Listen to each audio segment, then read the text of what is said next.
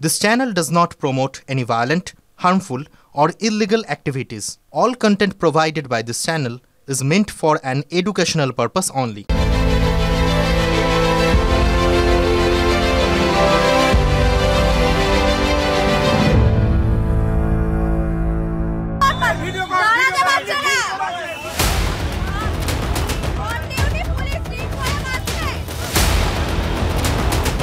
মানুষ কার উপর ভরসা করবে? যারা রক্ষক তাদের যদি এরকম অবস্থা হয়, অতিরিক্ত চাপে পড়ছে, মটকাচ্ছে, আর কি করবে? রাজ্যে তো শুধু সিভিক ভলান্টিয়ার নিয়োগ হয়েছে, পুলিশ তো সেইভাবে নিয়োগ হয়নি।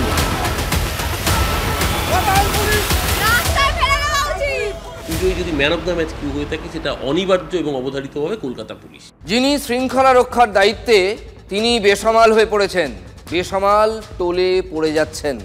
বড় লজ্জার ছবি। পুলিশ বাহিনীর পক্ষে, আমাদের পক্ষেও, সমাজের সাধারণ মানুষের পক্ষে যথেষ্ট উৎকণ্ঠার এবং উদ্বেগের ছবি। শ্রীরামপুরে মত্ত অবস্থায় ট্রাফিক পুলিশ। অভিযোগ, দশমীর রাতে মত্ত অবস্থায় ডিউটি করছিলেন এই পুলিশ অফিসার। অভিযুক্ত ট্রাফিক পুলিশ কর্মীকে মার উত্তেজিত জনতা।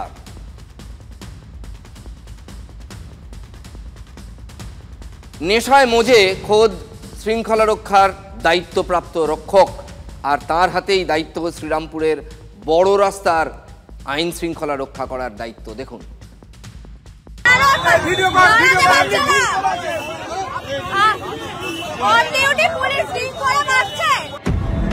দশমীর রাতে শ্রীরামপুরের বটতলায় তখন টলমল ট্রাফিক পুলিশ। নিজের পায়ে দাঁড়াতেই পারছেন না। পুলিশের উর্দি পরে এমনটা করা যায়? এ তো উর্দির গায়ে মত্ত শৃঙ্খলা।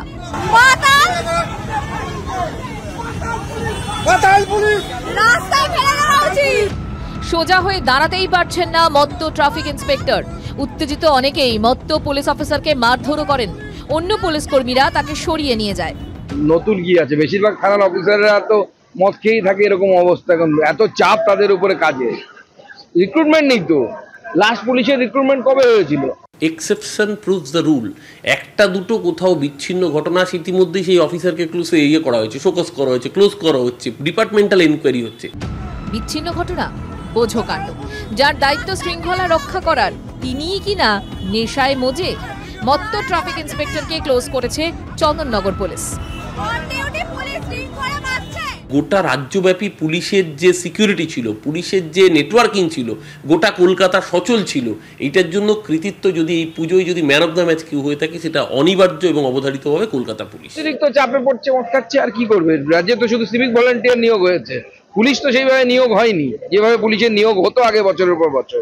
এক একজন পুলিশের পর পর ডিউটি পড়ে, নার্ভ সামলাতে পারে না তারা। প্রতিবাদের আঁচ বিসর্জনেও প্রতিবাদের ডাক দিয়েছেন সজল ঘোষ, বিজেপি নেতা এবং অবশ্যই পুজোর আয়োজক, সন্তোষ মিত্র স্কোয়ারের পুজোর প্রধান পৃষ্ঠপোষক, প্রধান আয়োজক। এই পুজোয় পুলিশি বাড়াবাড়ি হয়েছে, এমনটাই তিনি বারবার অভিযোগ করে আসছেন। পুজোর ভেতরে, পুজোর মধ্যে এবং পুজোর পরেও। কাল প্রতিবাদ নিরঞ্জন যাত্রার ডাক। প্রতিবাদের নিরঞ্জন যাত্রার ডাক দিয়েছেন সজল ঘোষ। সন্তোষ মিত্র স্কোয়ারের বাংলার অসুর বিনাশের আহ্বান সজল ঘোষের। দর্শনার্থীদের পুলিশের হয়রানি করার অভিযোগ সজলের। নিরঞ্জন যাত্রা করব, কাছে আর্জি জানাবো, প্রার্থনা জানাবো, যাতে আগামীবার যখন আসবেন তখন বাংলা সোনার হবে, হবে না এটা তো অন্য বিষয়, কিন্তু বাংলা অসুরবিহীন হবে। মায়েদের কাছে বিশেষ করে অনুরোধ, যদি সম্ভব হয় তাহলে সাদা লাল পাড় শাড়ি, হাতে শাঁখটা যদি নিয়ে আসতে পারেন তাহলে। মহিলাদের লাল পেড়ে শাড়ি, লাল পেড়ে সাদা শাড়ি এবং শাঁখ নিয়ে যাওয়ার অনুরোধ সজল ঘোষ করছেন। তার অভিযোগ যে কড়াকড়ির নামে বাড়াবাড়ি করেছে পুলিশ তার পুজোয়, যার ফলে বহু দর্শনার্থী প্রতিমা পর্যন্ত, অর্থাৎ বেদির কাছাকাছি প্যান্ডেলের ভেতরে পৌঁছতেই পারেননি।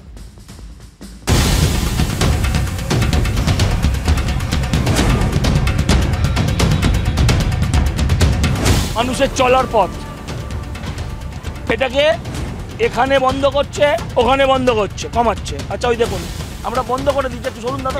এটা কি গ্রাউন্ডে এটা ছোট করে? ওরা জানে, আমি কি করে বলবো?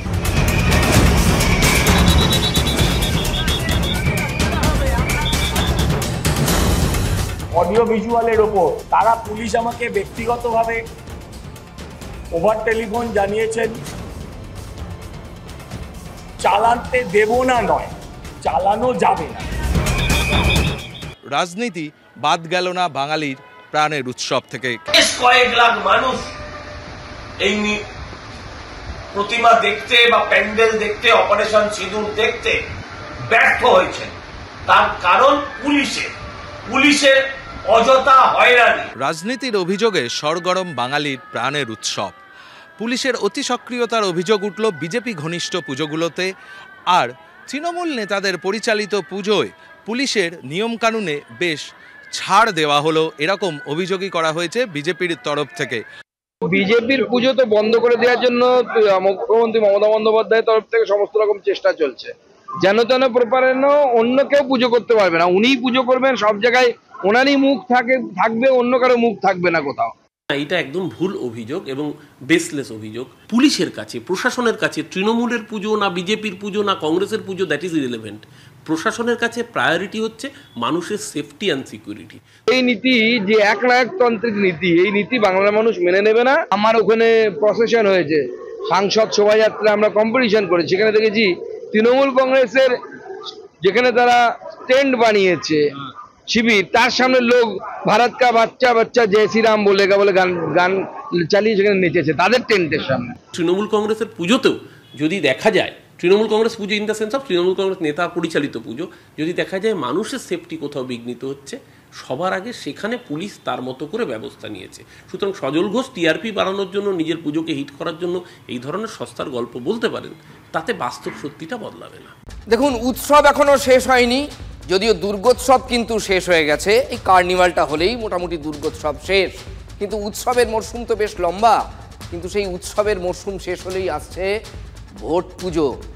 এতদিন পুজো হলো, এবার আসছে ভোট পুজো 2026।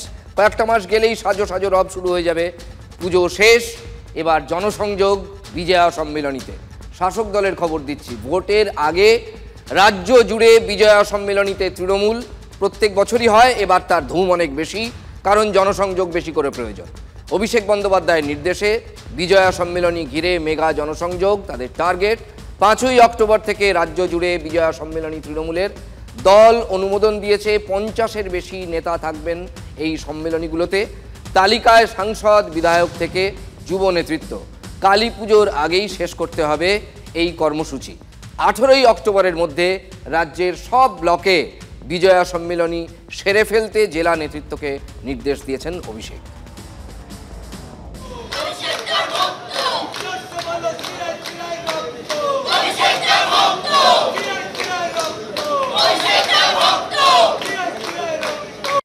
অভিষেক বন্দ্যোপাধ্যায় কার কথা শুনে করছেন আমরা জানি না, সম্ভবত আইপ্যাকের কথা শুনে করছেন, কিন্তু following the model of BJP. প্রতি মণ্ডলে মণ্ডলে আমাদের বিজয়া সম্মেলনী হয়েছিল। এইটা শুধু এবছর হচ্ছে তা না, আমরা গতবারও গিয়েছি জেলা সম্মেলন করতে, বিজয়া সম্মেলনগুলোতে। তো সেই জায়গায় এটা ভালো প্রসেস। একটা বিজয়া সম্মেলনের মাধ্যমে সমস্ত কর্মীদের সাথে তারপর জেলার নেতৃত্ব দেখছেন যে রাজ্য নেতৃত্ব আসলে পরে তারাও তাদের সুখ দুঃখের কথা, অভাব অভিযোগের কথা বলতে পারেন। এবার ভোট আসছে, তাই তাদের মনে হয়েছে বিজয়া সম্মেলনী করবে তারা। সে 15 দিন করুন বা 1 মাস ধরে করুন, বাংলার জনগণ বুঝে গেছে বিজয়াতে মমতা বন্দ্যোপাধ্যায় নাড়ু খাইয়ে বাংলার মানুষকে নাড়ু বানানোর চেষ্টা করবেন। একদিকে বিজয়া সম্মেলনের মঞ্চে সকলের সাথে আনন্দ ভাগ করে নেওয়া, তার সাথে সাথে দলের পক্ষ থেকে মমতাদি এবং অভিষেকের বার্তা পৌঁছে দেওয়া যে আগামী 26-এর নির্বাচনে দল 250+ সিটের টার্গেট নিয়ে নামবে। বাংলার বিসর্জন হবে না, তৃণমূলের বিসর্জন হবে। এবারে নির্বাচন তৃণমূলের বিসর্জন হবে, বাঙালির না, বঙ্গবাসীর না, বাংলার বিরোধীর জমিদারদের বিজেপি। 2024-এ হয়েছে, যে কটা আবর্জনার রূপে পড়ে আছে 2-4টে, সেগুলো 2026-এ হবে। কাল বাদে পরশু কলকাতায় রেড রোডে কার্নিভাল, আর কাল কার্নিভাল আছে জেলায় জেলায়। কাল উত্তরবঙ্গে ভারী বৃষ্টির পূর্বাভাসও আছে, তার মধ্যেই শিলিগুড়িতে কার্নিভাল।